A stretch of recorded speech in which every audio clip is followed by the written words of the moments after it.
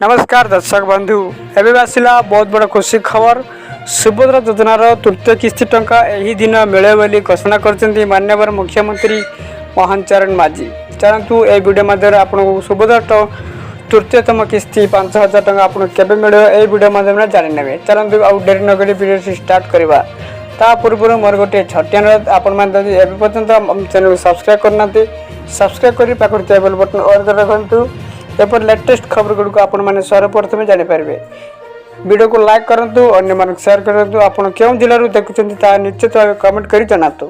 चलतु आ डेरी नगरी video start करवा। माननीय मुख्यमंत्री मोहन चरण माझी घोषणा कले सुभद्रा योजना तृतीयतम किस्ती राखी पूर्णिमा अवसर में से ही दिन समस्त हिताधिकारी मानक डायरेक्ट डीबीटी माध्यम 5,000 टंका प्रदान करेंगे।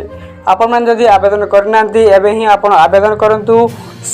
आवेदन करने आपको 21 वर्ष अधिक 59 वर्ष कम होता दरकार से मैंने ओडिशावासी महिला होता दरकार।